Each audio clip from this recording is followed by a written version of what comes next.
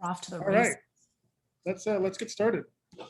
Hello, everyone, and welcome to another edition of Authors on Tap, Exile and Bookville's long-running reading series where we host amazing and talented writers who are in conversation with other amazing and talented people. I'm Javier Ramirez, and along with Kristen Gilbert, run this beautiful shop at 410 South Michigan Avenue, Suite 210 in Chicago, Illinois. Tonight, we have an amazing show lined up, so let's meet our esteemed guests.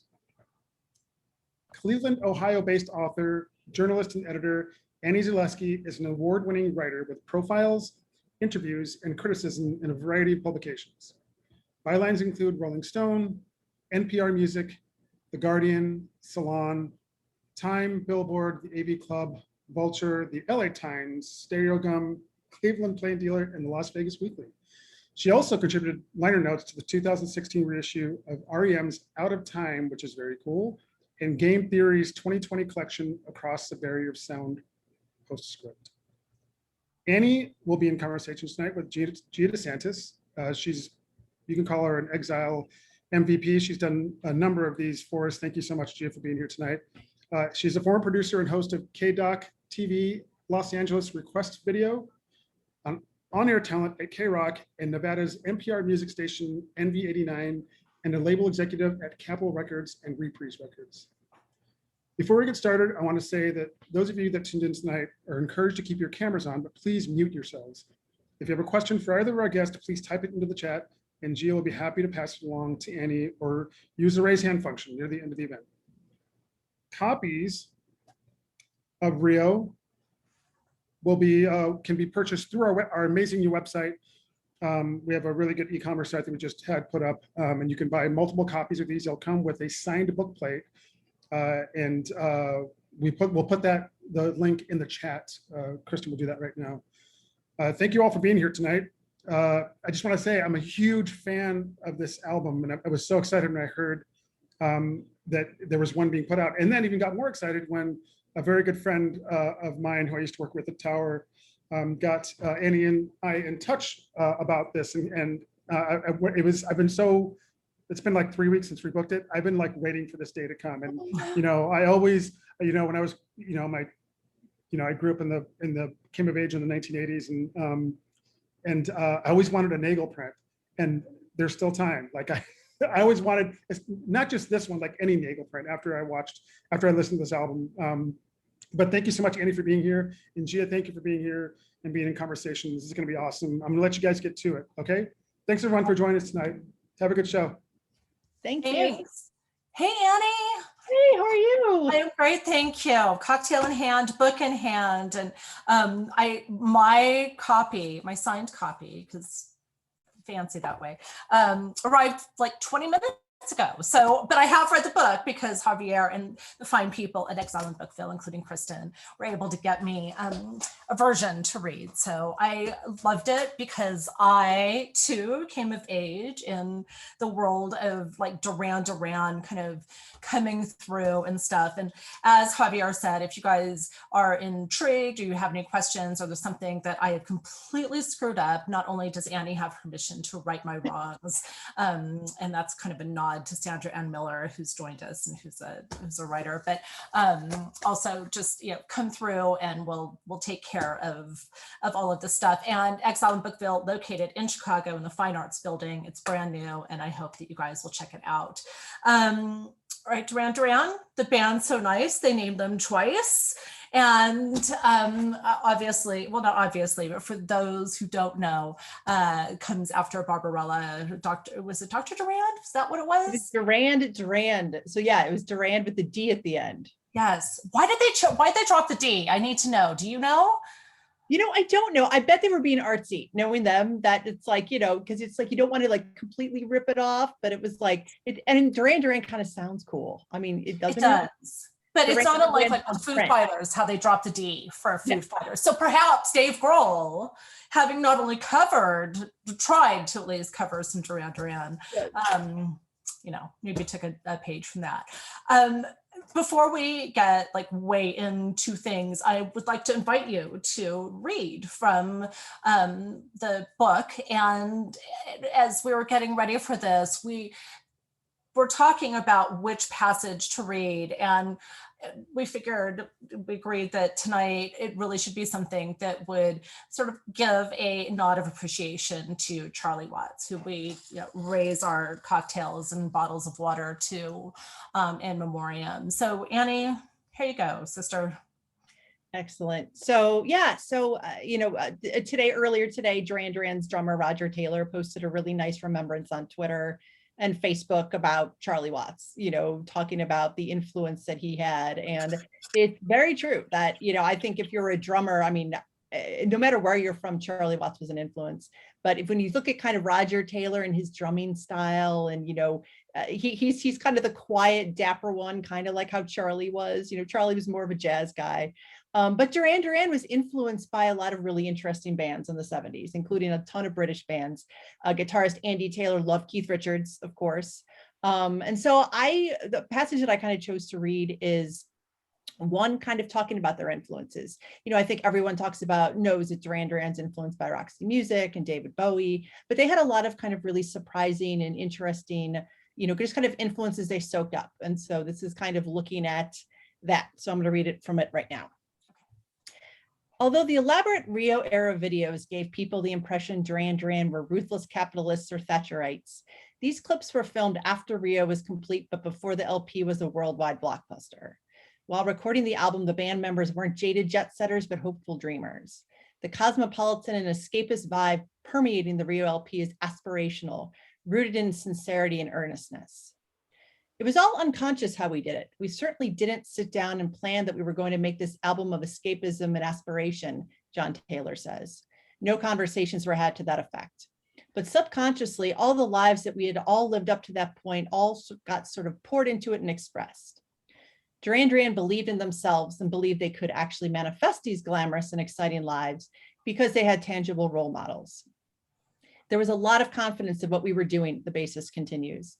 I mean, an extraordinary amount of confidence, the kind of confidence that only we could have gotten in Britain at that time, really. And I don't mean confidence of like, hey man, we got it, we got this, he adds, affecting a deliberately gruff vocal tone. Not gym confidence, just an innate sense of having spent the last 10 years of our lives watching bands like Pink Floyd and Roxy Music and the Sex Pistols and the Clash and David Bowie, watching these extraordinary iconoclastic musicians and songwriters come out of Cambridge, Bromley, Shepherd's Bush, Newcastle, wherever. He then relays the story that mega AC/DC fan Andy Taylor used to frequent the same bar in Newcastle as Brian Johnson, a musician who was in the band Geordie and later replaced Bon Scott as AC/DC's frontman. And the day Brian Johnson got the job in AC/DC, Andy was in the bar, and Brian Johnson bought around for everybody, Taylor says. And for Andy, it was like, holy shit, someone from where I'm from can get that kind of recognition. That was beyond encouraging. I mean, talk about aspirational, the bassist continues. Aspiration is fine as long as there's some sense of real possibility there. I mean, if it's just a complete fucking fantasy, then that doesn't serve any purpose at all. But if it's grounded in enough energy or self-belief that you can actually build on that fantasy and make it reality, then it's substantive. Taylor's perspective points to one reason why Duran were so driven, so determined to make their escapist adventures come true. Some artists are content to revel in fantasy and possibility. It's akin to someone who pines after a crush and loses interest when feelings are reciprocated. Duran not only loved the romance of the daydream, they also found beauty in the consummation, being able to visit those sunlit beaches and take in the magnificent vistas with their own eyes. I love that. And I love how they were hyper focused in the beginning, like incredibly focused. And there's an interview that you reference in the book. There's the very first interview that is known that they've ever done. And it was shortly after the sign. Can you tell the story about that? Because I happen to love this. So in 1980, Duran basically the lineup we knew on Rio came together in July of 1980. That's when they played their first show. And by the end of the year, they had a record deal. But in between, they had a manager, Mike and Paul Barrow, and who were Paul especially was extremely, basically like working on behalf of the band, working every angle. And he basically called up this journalist, was like, you need to cover this band. And, and so she came down and she covered them, and Simon, I believe it was Simon who said in the interview, we want to be the band that as like the world is ending. You probably know the quote. I'm totally botching the quote. But basically it was like, they'd been together for a band less than 6 months, and they're basically like, yeah, we're on our way. Like they had so much confidence in themselves. And, and I think, I think some people viewed it as arrogance, but in hindsight, we can look at that and be like, man, they knew exactly what they were doing. They were on their way. They wanted to be successful, and they were like, let's do it. And so it's very, very admirable. And Rio is the second album. And I think that there are a lot of people who don't really realize that, who just think that like Girls on Film and Planet Earth just kind of were, just somewhere in between all of that. And when in fact, not the case.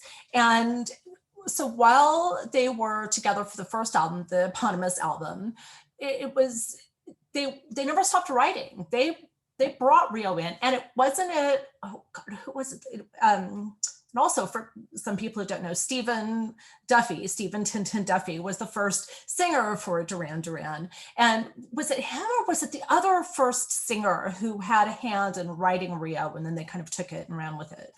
So I believe, because it was, because you're right. It was the very first, I think it was Andy Wickett. And so some of the stuff, like some of the songs have been kind of hanging around since the late 70s in very different form. And there's demos floating around, and you can hear a couple of things here and there, but in hindsight, it's so obvious that when Andy Taylor joined in 1980, and then also Simon Le Bon then basically became the vocalist, that was like the magic lineup. Like that was the lineup where everything finally clicked. Like I think John called Rio like a painting, like you x-ray and you find all sorts of different things. Right. And I love that image because that's exactly what it is. It was one of those songs that they kicked around. And, Duran's like a lot of those other like bands that you hear about that had, different lineups and had been kind of trying to find their sound. They did that for years. I mean, they were kicking around the late 70s, playing art school gigs, basically, And that first album, or not the first album, the first interview, to kind of go back to that for a minute, there was a film crew just on the street and saw this photo shoot taking place with these lads super dressed up and doing their thing, and approaches them not knowing squat about anything that they're doing. And so I one of the things, and I think it was John who said, we are unlike any other band. We are combining music and visual. We include fashion and we put on a show. And it's such an extraordinary, and not extraordinary, it was really, they wanted to be the antithesis to all of the politics that were going on at the time in England. And from what, I'm getting from that quote, but is there more to that story about them being, just approached by this film crew? So it's funny. Now I know what you mean. I actually just put the link in our chat, because so what's interesting is you're right. They had this so the one I was talking about was basically their first print interview, and I forget which magazine it was in. I found a copy of it, but you're right, they were literally just kind of hanging out on the street, and this film crew were like, oh, they look really cool, they look like they're in a band. They had no idea who they were. They're dressed up and they're wearing their like new romantic finest, and have poofy hair, and this film crew was like, they look really interesting, and on the spot interviewed Duran.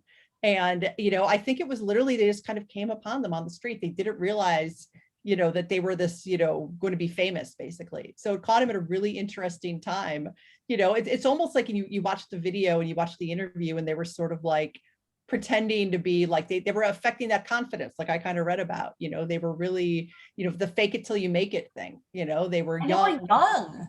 They were young. 23. I mean, it's, young, not that young for, being rock stars, but was it Nick was only 19? Was it Nick or John? No, John. Nick was the youngest. And so, when they were making Rio, Simon was the oldest at 23 and Nick was 19. And so you figure that was early 82. So you go back a couple of years, it was like, oh my God, they were incredibly young. And, to what they accomplished at such a young age was ridiculous. And what blows my mind about the book is not it beyond, some of the stuff for the content. And I've done some work with a band back in the day. And so, you know, I felt like I knew a fair amount of stuff, but the fact that a 33 1/3 book hadn't yet been done about Rio was really surprising to me. And you kind of fought to get the opportunity to do it. Will you share that? I did. I have been pitching a book on Rio since 2007. And it's funny because I knew that I had started pitching one, and I unsuccessfully pitched it in 2009. And I remember that because I met my husband like right after I failed. And so when we first met, all I was doing was talking about how like annoyed I was that my book wasn't taken because I believed in it. But I found an email that I pitched it in 2007 as well. So I've believed in this book and thought it deserved a 33 1/3 for like almost 15 years, basically. And can you explain the 33 1/3 series for the uninitiated? Because I think it's awesome. So it's basically, I don't even, you know, it started, I would say probably sometime in the early mid 2000s. And they're basically short books about one album. You know, 33 1/3 is the speed that you would play a vinyl LP. And so they, you know, so it's basically like, okay, we're gonna do these deep dives into a record album. And, you know, some people early on did fiction, some people did memoir. You know, some people took a little bit more kind of a more academic look at it. And since my background is as a culture journalist, I was like, there's a story to this record. So I kind of structured it as almost like, you know, telling the story of the album, you know, how it came together, how it became a success. And, you know, I like doing research. So I talked to the band and kind of went from there. And how much input did the band have? What surprised you, and how accessible and open to having the book written about Rio were they? Like, were they champs about it? You know, it was really interesting because you know, you never know with these things. And, Right. you know, and Duran over the years, I would imagine they've probably been asked about Rio more than any other record, just because it's such a huge record for them, you know, and they've done a lot of interviews. And so, you know, I approached their management and was like, hey, we have this like book. And, you know, I had a quick conversation about them. And I was like, you know, I'd love to talk to them. And, you know, it ended up that scheduling wise, I was able to talk to John, Roger, and Nick. And then Andy Taylor has separate management, and he was willing to talk too. So I got to talk to 4 out of 5. And honestly, I was so thrilled because, you know, I could have written the book using archival stuff, totally easy, but this just made it all the better because they have, you know, I think the older you get in general, you know, you have different perspectives on things and what it means and things like that. And I think that everybody was in a really great place, kind of, you know, what does this mean now? You know, what does this mean for our career? Because I was also talking to them and they were making their new record at the time. So, you know, everyone was kind of in a really great philosophical mood. And so I was really thrilled with kind of the chat and the chats I had with them. And the new single just came out like just in the last couple of weeks, AI video and all of that. And Andy, so the fact that Andy participated was, I mean, that was, you know, kind of a coup, I think. I would think it's great, You know, given that there had been a bit of bad blood. it's so funny because, you know, when I talked to John, he was like, you know, I really hope you can talk to Andy. And so, and I was, you know, and so, you know, he had management, because you're right. I didn't realize, it's funny, you know, I don't really pay attention, you know, who does interviews and who doesn't do interviews, that is. And so I reached out to his management and it was like, yeah, you know, it was pretty easy. And people were like, wow, he doesn't do a lot of press. And I didn't realize that. And so that made that even more special too, that I was, you know, that he was very generous with his time. And I got some just, you know, really, really great perspective on, you know, on how he views the music, you know, because he had such different influences than the rest of the band and such a different background. He left home and toured as a kid, and, you know, was so much the like total hard rocker. And so he brought a really interesting element to the band. And so it was awesome hearing his perspective too. And and I think it really speaks to the fact that it's Rio. Like, how do you not want to participate in something that is for like it's one of the quintessential images of the 80s is the Patrick Nagel. By the way, where is the original? Who has the original? Do we know? I believe Nick Rhodes has that. Really? I believe so. And I think there's some really great Patrick Nagel Instagram accounts that track art and have, you know, offer up originals and stuff like that. I believe it was couple months ago, he was posting that there's, that I believe he's the one who has the original. Nick is the collector. Nick is the archivist. And so I think, and he obviously is an art collector too. So it makes sense, because I mean, the image itself was a print. You could find prints of that, but yeah, the original painting, I believe Nick has that. Someone will correct me, but I'm pretty sure I'm about 95% sure.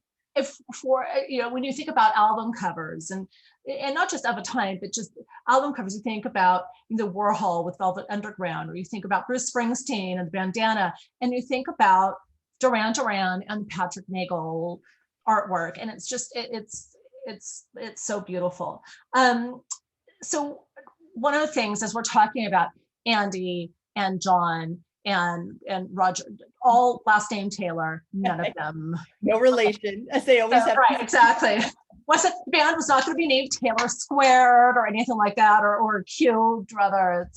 It's a cool thing. So I love that they participated, and I think it's a shame, as I see that Sandra Ann Miller says that she can't believe that Simon didn't take the opportunity to talk about it. It's really, it's a shame, because obviously he has, I think, even a little bit of a different perspective since he came in a little bit later. So, and I think it is interesting because, yeah, I mean, it's, when you look at it, like he had his notebook of lyrics, and so much of stuff that was on Rio was in this mythical notebook of lyrics he had, like the chauffeur especially. And, it's so funny to think about that, he had his dreams too, even though he was, off doing other things and acting and seeing cool bands and working in the kibbutz and everything like that. But yeah, he was thinking ahead. He was a poet. He is a poet. And a theater guy. He'd been exactly. in theater, which really lent itself to the videos. And you can't talk about the band itself, but there's the videos that they did for Rio were unlike anything else. And it was such a, the perfect storm, if you will, for MTV at the time, the launch of MTV, this music that was unlike anything else that was out there. And this visual thing. Can you talk to the point of MTV and what these videos meant to help get the channel? Actually, it really became part of it. I want my MTV moment. Take it away. Yeah, it's and one of the things I did in writing the book was kind of putting together like a timeline, looking at, when things happened and kind of matching things up. And it's incredible how much the start of MTV, it launched in August of '81, lined up with kind of basically Duran really started to take off. Their debut record came out in June of '81. And so basically, MTV had been, MTV launched 6 weeks after their first record did. And so, and they got a little bit of video play on their first record. Planet Earth got some video play. And when Duran visited New York for the first time, they were interviewed by MTV. There was a little clip that MTV put up a couple months ago. And I was like, put up the entire interview. Cute little, it was just a little snippet. So they had a really symbiotic relationship. And, people I talked to for the book said, they definitely, that they understood it. Like they, coming from England where music videos were so ingrained in the culture, they immediately saw what MTV was trying to do. And so they immediately were like, we need to have a relationship. And, and Capitol Records, to their credit too, were like, their publicist at the time was like, I completely get it. So they really, made sure that kind of Duran, and there were many people that were sort of like, this works for all of us. So what that did was lay the groundwork. Mm-hmm. So by the time Rio came out, Duran knew they were going to make these videos because they were planning to make a video album. So when MTV, Rio came out in May of '82, and then Hungry Like the Wolf was actually added to rotation in the channel in July of '82. So there was already this kind of, which was really early before almost any radio station in America added them, before, they really took off. And so they were really, they were broken by MTV. Obviously they were popular in clubs and, and they were, different. If you were in the know, you knew them, and college radio supported them too. But MTV really beamed them into different households, and the thing about MTV early on was that they weren't in big cities. It was in the suburbs. It was in smaller towns. And so like, if you were like a kid, in the middle of nowhere, Texas, you could potentially get MTV and see these amazing artists like Duran. And, and I did a lot of looking back at kind of like watching old MTV and hours of MTV. And it's ridiculous like how when the Duran video comes on, it's like head and shoulders above everything else. They're like, there's like your performance videos and people kind of doing some stuff. And then you have these mini movies. So, they were really, really head turning because they also understood that we can do something really special. We can make these really special videos too. And, get us more attention. And it worked. Back to the point of it was in smaller towns. And then I think one of the bigger cities had been Dallas, right? And Yep. so it's like half of Dallas had MTV, half didn't, but the half of the portion of Dallas, those record stores were selling out of the record of Rio, where the other ones were just like, huh?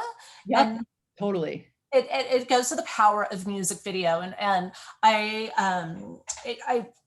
value that a lot. But the videos, so girls on film, very sexy and steamy, and back in the day when they did put out the videos on VHS and beta, if you were a beta person, you got the saucier version of girls on film, and it was so cool. But will you talk a bit about how those guys were on holiday and how the videos came about for Hungry Like the Wolf and Rio? Like, I can't hear Her Name is Rio and She Dances on the Sand without the visual of Simon on the bow of the sailboat. Really.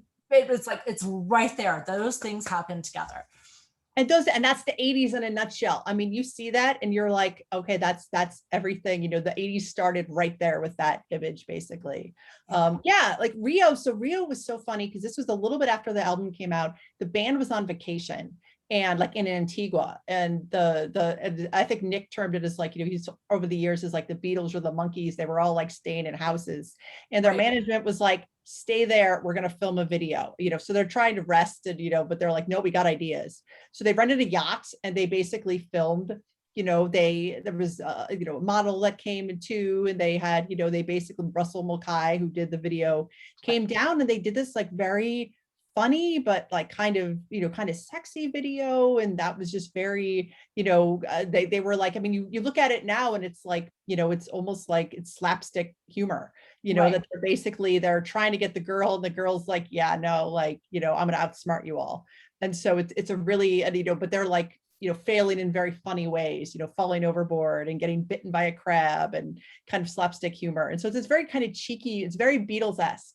It's like, if you look at some of the old, like the Beatles movies, it's exactly, but only updated for the 80s.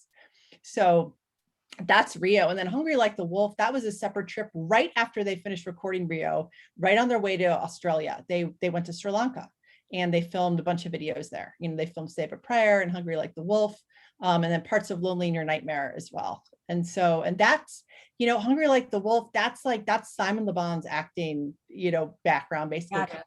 He's, wearing his, Indiana Jones hat, and he's like, he knows how to work the camera, and he's so comfortable in front of the camera. But one of the reasons he's wearing the Indiana Jones hat is to cover a bad dye job.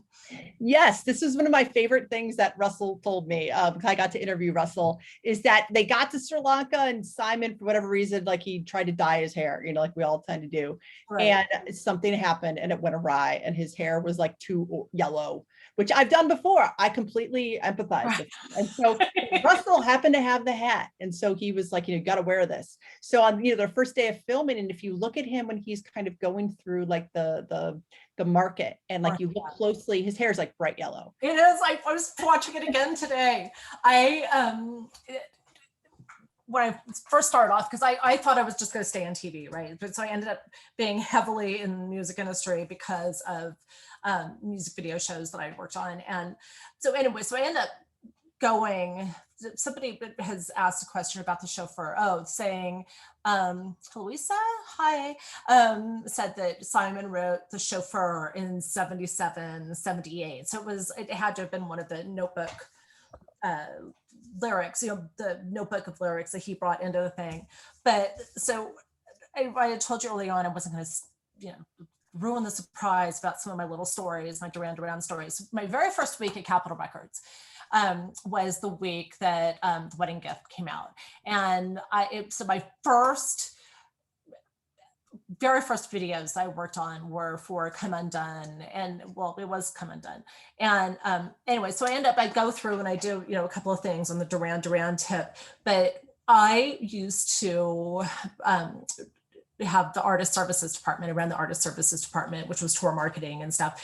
And so I would, make sure that everybody had their town cars that would show up for the band members so they could go to MTV or their radio gigs or whatever.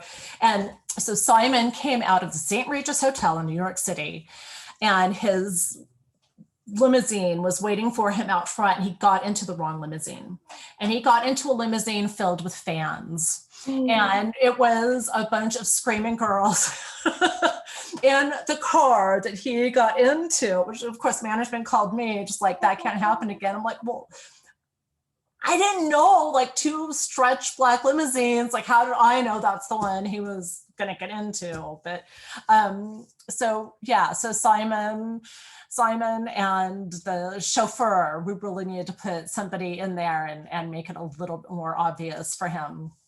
What's funny is that the fans probably knew he was staying there and did that. That was exactly it. Yeah. And it was this, and this was for Bedazzleland, which we spoke about very briefly, which came in 97. Yeah. My other kind of goofy story from that promo tour was I was sitting in there, and this woman, Allison Martino, who runs a site called Vintage Los Angeles, she's Al Martino's daughter, and she was my intern and my assistant. So I get, somebody says, "Hey, Gia, Nick Rhodes is on the phone for you." And it's like, okay, "Hey Nick, what's up?" Gia, because every British person says Gia, I seem to have misplaced my car. I said, "Misplaced your car, Nick? Where would you have misplaced it? What was the last place you saw your car?" So we, on the phone, we have our cell phone. Well, he had a cell phone on my thing. So he's walking around a parking lot trying to locate his rental car. He forgot which car he had. That's serves me right. Should have had a chauffeur. So there are my big Duran stories. That's for that period of time. I was going to say, that's like, you're like, this is why they get driven around, because Right. I would totally do that too. I would totally just lose my car in a parking lot. Like, every time I park a car somewhere, I'm like, okay, where do we park again? Because I would do the same thing. And because you're an art, and they're artists. They don't even remember that stuff. They're being creative. I completely understand. Well, what's it doing driving in America anyway? That's just crazy pants. So, all right. So the videos and the songs and Hungry Like the Wolf, by the way, speaking of Nick, is it Nick's girlfriend who has the giggle at the front of Hungry Like the Wolf? Girlfriend Cheryl. Yep. Me super happy. And the other thing about Rio, which I did not know until I read the book, is that Rio is a song written about the United States.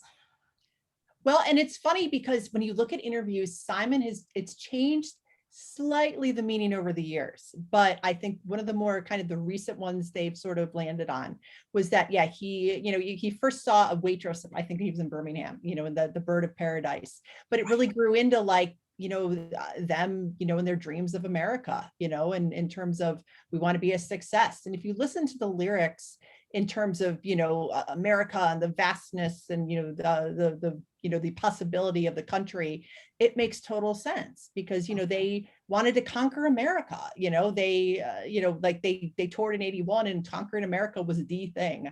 That's what bands wanted to do. And, that whole, their hopes and dreams and doing that. And I love that, because I kind of knew what the song was about. I'd read interviews over the years, but then really hearing them talk about it, it made so much more sense then. And it made sense why it starts off the record, because it's a really, sequencing wise, it makes a lot of sense musically, but that's kind of a mission statement. Like, this is what we want to do. So I love that too. And they were a band just consistently with mission statements. Like they don't strike me as a band whoever we got into a questionable van and drove around from gig to gig, right? Like, look at Duran, you just think, oh, those guys had jets from the get-go. But it took a long time for the album to really hit. Well, that's what's so interesting is that, they talked about the little van, that was like their first UK tour. When they were touring with Hazel O'Connor, they were like, yeah, it was like not great transportation. But yeah, by the time, America, so they were popular in the UK, by the end of 1981, their record came out, all good. They were popular in Australia, totally good. But America, it was, they looked like they were from another planet. They looked like, they were so different than other rock bands. So when Rio came out, you listen to it now, you're like, this is an amazing record, no brainer. But in America, they had some alternative radio stations that supported them. The band came over, they were doing a range of like tiny club gigs to like, opening for Blondie, first of 3 bands on a bill.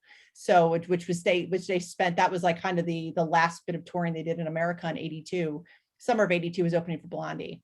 And so they were just a band that were just trying to make it. And, they were by the end of the Blondie tour, like they were starting to get some momentum. There's a famous story that they got an encore as the opening act. And Debbie Harry said something from the stage, like, wow, she made a comment about it. So they were starting to kind of get some notice, but the radio hit and the radio, like the huge rock radio connection, which was what kind of made a band in America, didn't happen until the end of 82 and into early 1983. And then it was like a rocket ship ride, but it took a long time. It took, what was that? So, May to, it was a good 6 months of scrambling and just trying to make something happen. Their publicist was brilliant. And you have a part in the book, we talk about the fan mail coming in. Yes. So she was great. So it's a Duran D'Agostino, and she talked about how, and she worked with them on Rio, and then also kind of the first record as well. And she really understood them. She said that, she was a fan of, she understood the bands that were coming out of Britain and things like that. And so, when they came over in 81, Nick Rhodes was like, yeah, I want to meet Andy Warhol. And, she made that happen. And so that and so they got to hang out, but there was a connection made.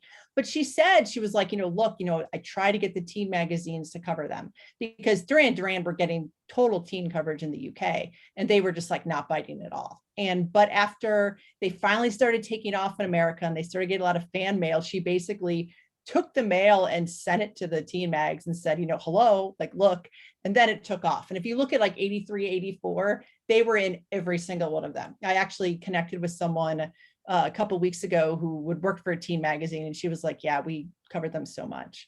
So it just took a little bit.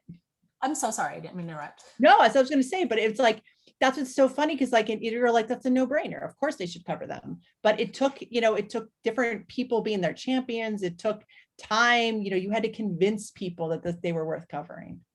And for anybody who maybe is joining just a moment late, here's the book, the 33 1/3 book by Annie Zaleski about Rio, Duran's Rio, available through the link for Exile in Bookville, who is hosting this event, Exile in Bookville, in the Fine Arts Building on Michigan Avenue in Chicago, Illinois, and just doing such great things with all of these author series. So, thank you, and thanks to those of you who are joining. If you have any questions, please type a message in the chat box, and we will get to it in short order.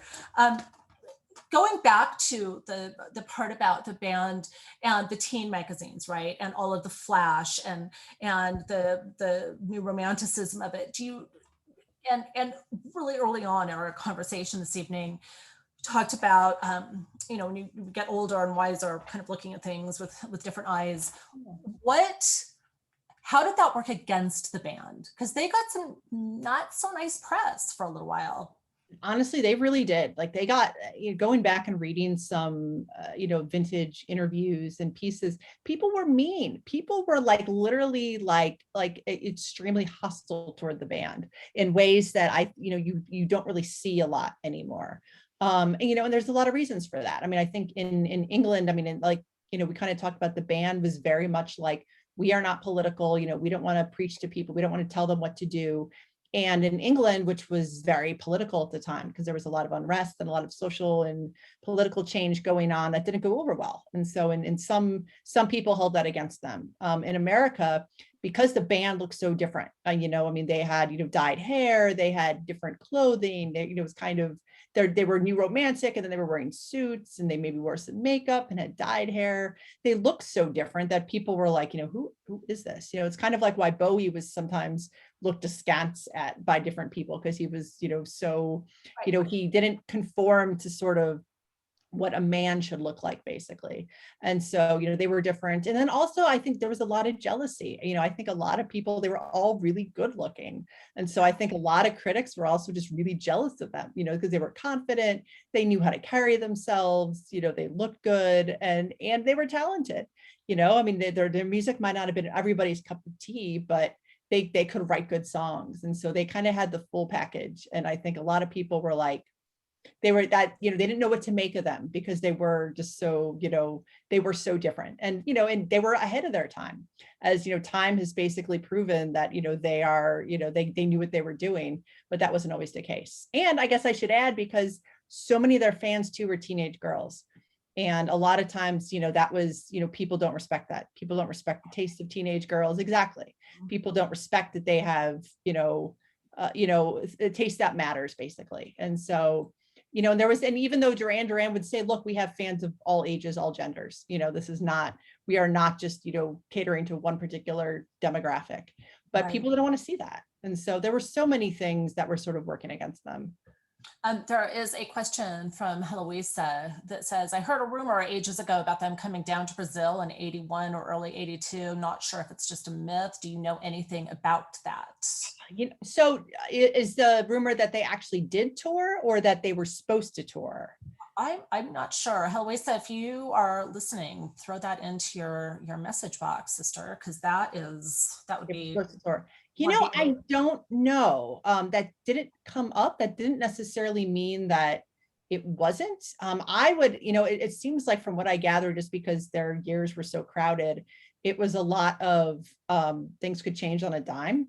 Yeah, And she's supposed to tour. So yeah, they were supposed to tour, and that, either it didn't work out, or like something happened and they were pulled another direction, but that did not come up. That doesn't mean that there was, that they weren't supposed to tour. But I mean, I think there was also, the different times, like they had to cancel some tour dates in 82 as well. And so I think things seemed very fluid, kind of in hindsight, in terms of, and a lot of times as well, a lot of things that were reported, I think necessarily sadly weren't true.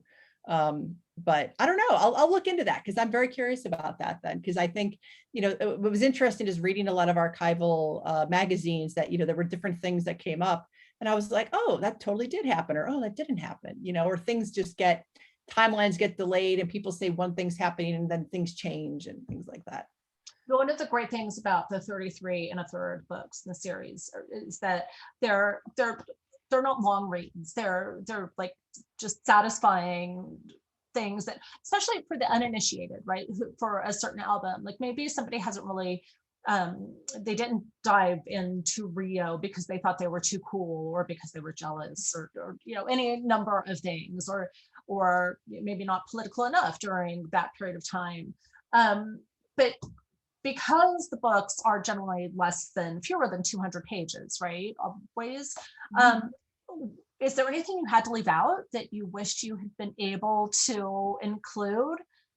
It's funny you say that, because my book was actually like much longer than there was a specific word count in my contract, and my book blew past that word count. And I'm like, I'm just going to turn in what I have, and if they say something, I'll cut, but I'm just not going to say anything. And so I didn't say anything, and no one asked me to cut. But I have my first drafts were like way longer, and it was mainly quotes from people that I kind of ended up kind of cutting down or condensing or taking out.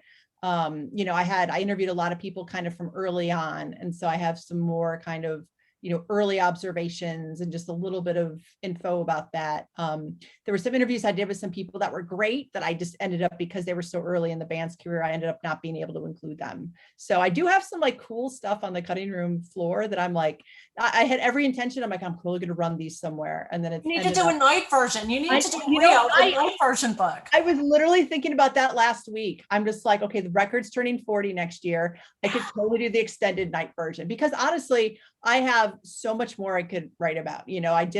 Someone was like, you actually didn't write like a track by track about like the record and like itself. I'm like, well, that's completely right. I could like totally make a review. I could write a review of that.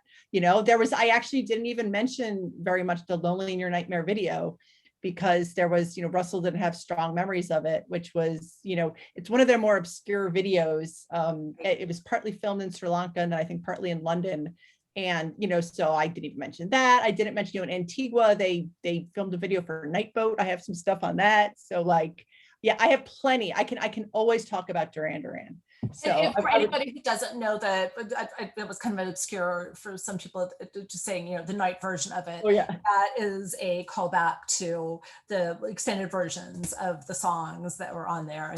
And those are the ones I danced to, kids, at Dylan's in Westwood with Dusty Street and My friend Dusty. That's right. My friend Dusty too. I saw Dusty last weekend. Oh, yes. Dusty was an awesome KROQ DJ, and she actually gave me probably one of my favorite quotes for the book. Because she was like, I played Duran Duran on my import show, and I was like, why did you like them? And she mentioned Simon's voice being kind of like a bluesier, because she's a very big fan of blues. And she mentioned fly low and avoid the radar is exactly. And she loved it. And so I would like, but she had a really interesting perspective on how he as a vocalist fit in with like other ones historically. And so I love that, because I was like, that's so, you don't hear people talk about his voice a lot like that. You hear, people don't necessarily think very deeply about his voice, and they should. And so I was like, that's really cool. He's very soulful, and he does kind of have like a crooner vibe. And she really picked up on that. He has, he sings with an earnestness that I'm not sure. I feel like I want to hear something a little bit different. Like there's some note that I want to hear him hit that he doesn't often hit. I can't explain it. It's my own, internal weirdness in my head. Excuse me. Early in the book, you say that it's filled with sonic Easter eggs. Yes. So what, can you give an example of what that might be? And also, if anybody has any questions, please type it into the chat box, because we'd love to answer it for you. So I love, when you listen to the record on headphones, especially, you hear, like there's little things kind of in the mix. Like there's like a clinking of a glass, like Last Chance on the Stairway. And it's funny because this next point people argue about, there's like the sound of like a cigarette being lit. And, people have said, no, it's a Zippo lighter at the very beginning of the song. But I think Nick, when I interviewed him, he said it was like a cigarette being lit.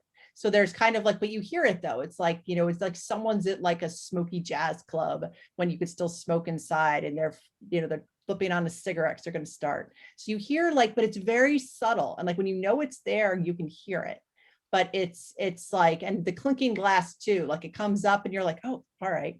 And it's quick and you miss it. And so there's little things like that.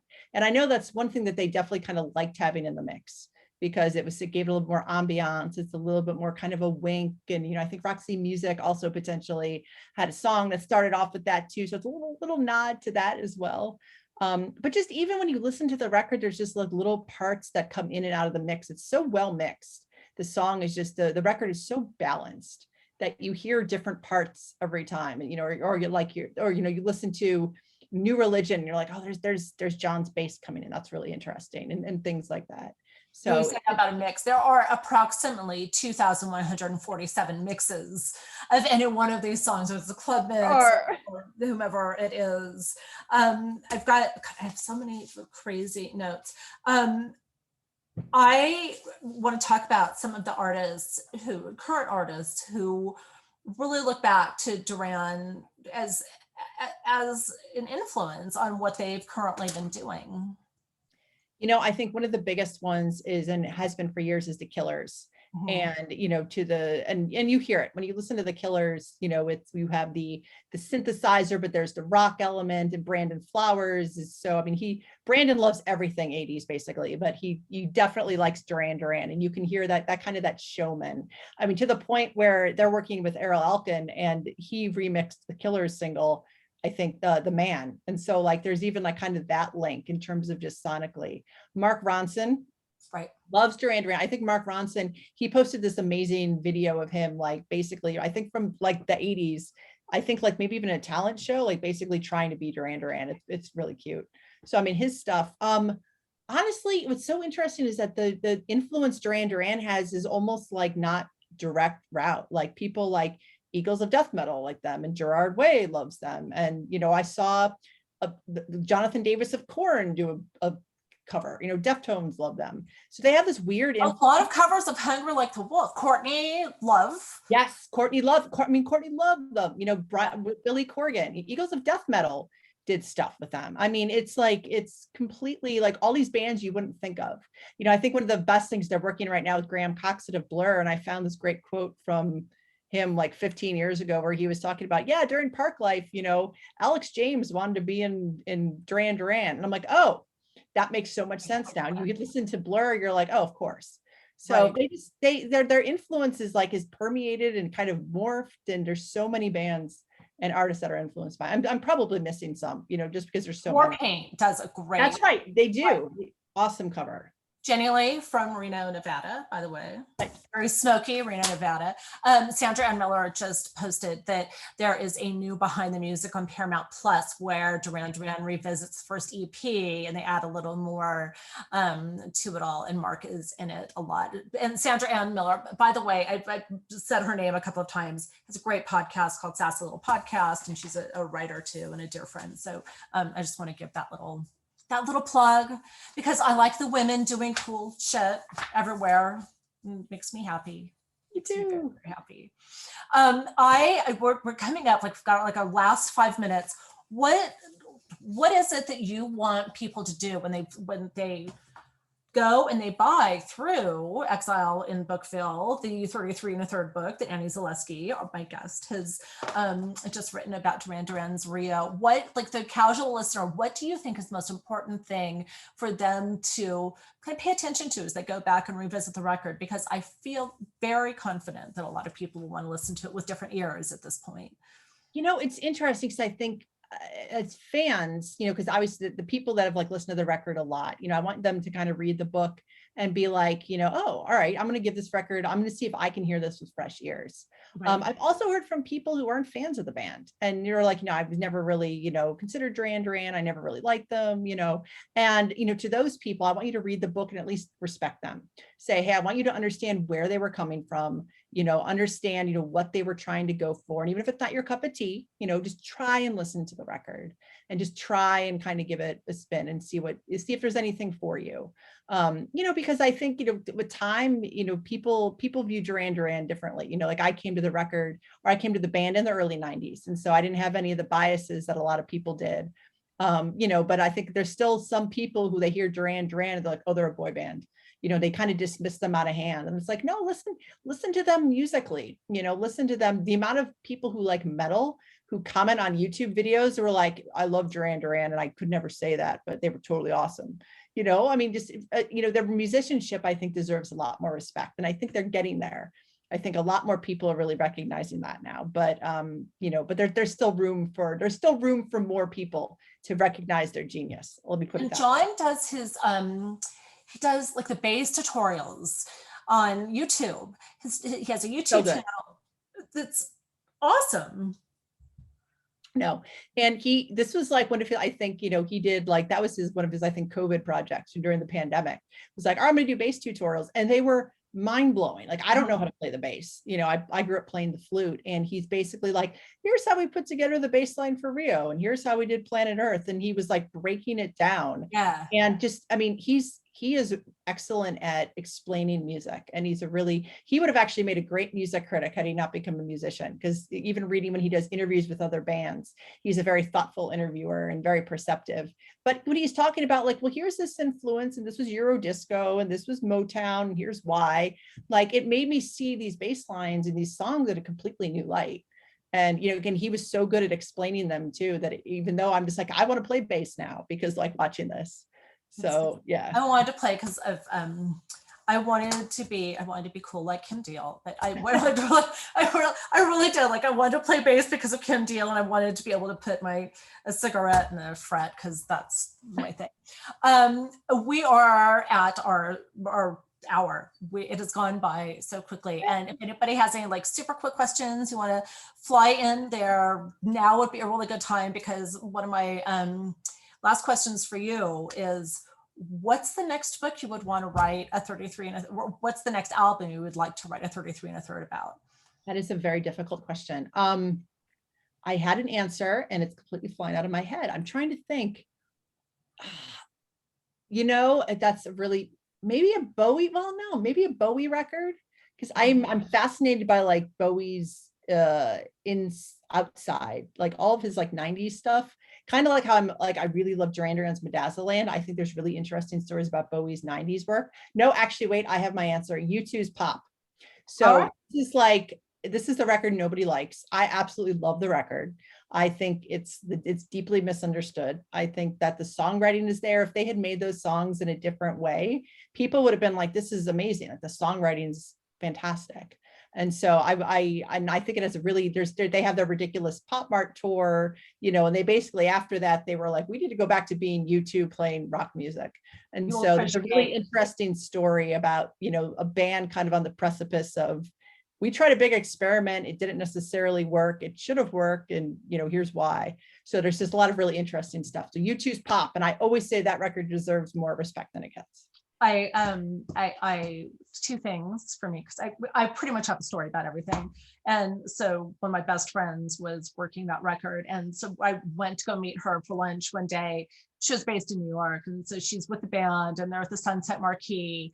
And it's like 90 degrees outside. And there's Bono laying poolside in full leather and like the fly glasses in the sun. I was thinking, God, I don't want to be near him when he undresses, because that's not going to smell nice because it's hot out here.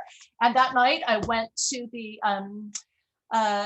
show with her and her cousin, who is the person who Natalie Maines, it's her ex-husband, who had with Adrian Pasdar and Leif Garrett. Leif Garrett was essentially my date. So anyway, on that note, Annie Zaleski. Wow, that's amazing. I can't top that. That wins. Like, if you're going to talk about the U2 Pop album, I'm going to say I don't have a lot of great memories of it, but for you, I would revisit the whole thing. That's awesome. Yeah, that's so awesome. Again, 33 1/3 book on Rio, Duran's Rio. Just the artwork alone should be drawing you to it. And as I see Javier coming back, and he has all those 33 1/3 books in the bookshelf at Exile and Bookville, it's great. Please, please, please order the book through Exile and Bookville. Annie did a fantastic job, and I just think you are as lovely as can be. And I'm so happy to be able to do this with you. Thank you. Thank you all. Thank you for hosting me, and thank you for the great chat. Oh, it's so much fun. And Javier, this is all your baby now, my friend. Yes, thank you guys so much. That was pretty fantastic. We could have asked for a better conversation. I do have questions.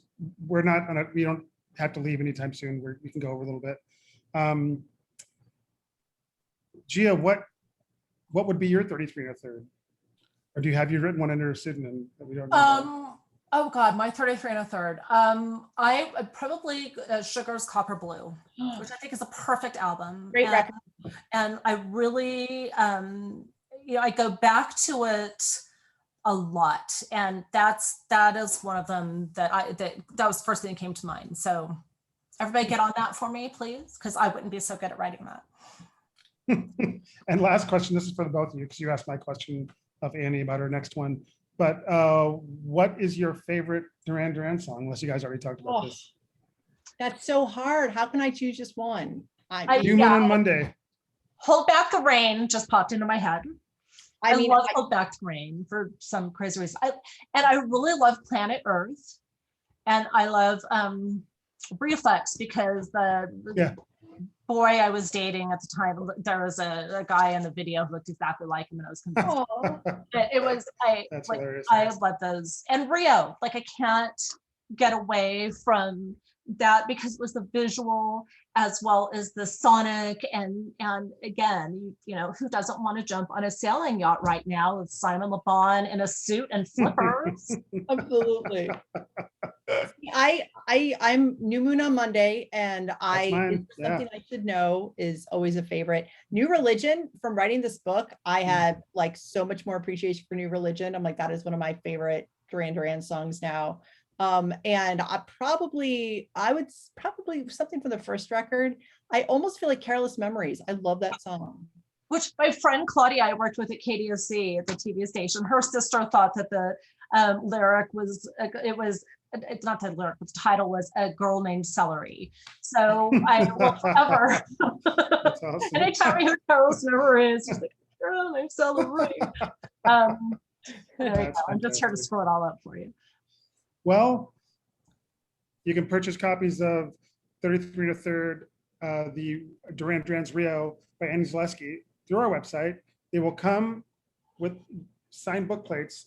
Yes. Imagine this with a signed book plate. That's what it'll look like. Holidays are coming up. Surprise someone, gain their adoration by buying them a copy or multiple copies of this wonderful book by Annie Zaleski. Annie, I can't thank you enough for being here. This was a dream come true. Elisa, Leon, I know you're out there. Thank you so much for making this connection, and thanks for everyone for coming out. Gia, as always, you're fantastic. You're fantastic. You always come prepared and make it all magical. So thanks everyone for coming out. Have a great day. And you guys could just stick around for a few seconds. Yep, you got it. Absolutely. All right. Thanks, everyone. Thanks, everybody. Bye, Amanda. Elisa, stay on if you can for a second. You're still there. I see her. Oh, I feel so bad. And I Amanda, you're mispronounced still her name. there.